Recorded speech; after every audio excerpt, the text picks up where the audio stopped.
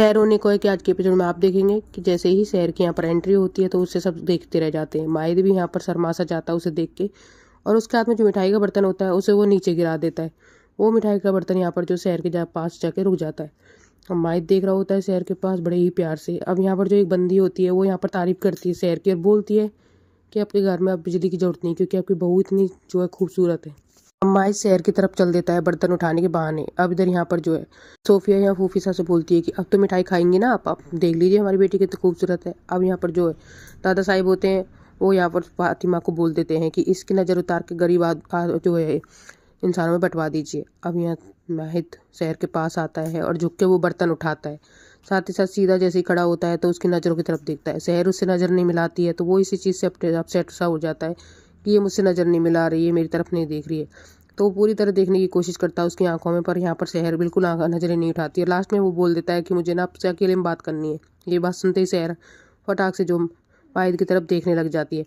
अब माहिद बोलता है कि मुझे आपके अकेले में बात करनी है, ज़रूरी बात है, एक बार मेरे से बात कर लेना। अब यहाँ से शहर चले जाती है, माहिद खड़ा रह जाता है।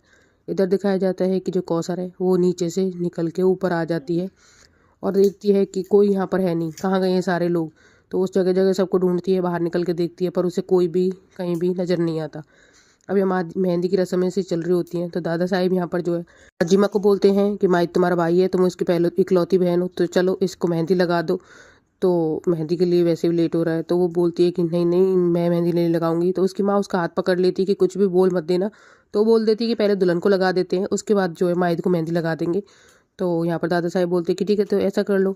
इसके बुआ साहब बोलती है कि मेहंदी नहीं लग रही क्या किसी को भी यहाँ पर। तो यहाँ दादा साहब बता देते हैं कि अभी मेहंदी लग नहीं रही है, बाकी पहले दुल्हन को लगेगी फिर उसके बाद लगेगी। दादा साहब यहाँ फूफी साहब से पूछते हैं कि दुल्हन कैसी लगी, अच्छी है ना हमारी पसंद। तो बोलती है कि बस हम तो ये चाहते हैं कि इसकी जो खुशियों को नज़र ना लगे, और ये इतनी खुशी तो जो है इसे मिलनी ही चाहिए।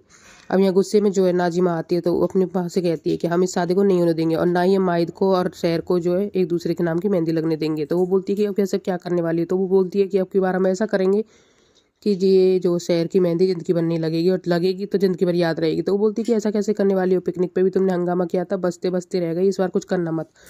वो मेहंदी वाली को बुलाती है और बोलती है कि देखिए अब हम नया कुछ करने वाले हैं। तो मेहंदी वाली यहाँ आती है और एक डलिया में सांप लेके आती है और वो बहुत ही जहरीला सांप होता है। तो उस सांप के लिए वो बताती है कि ये सांप जैसे ही शहर को काट लेगा तो सब कुछ खत्म हो जाएगा। तो इतने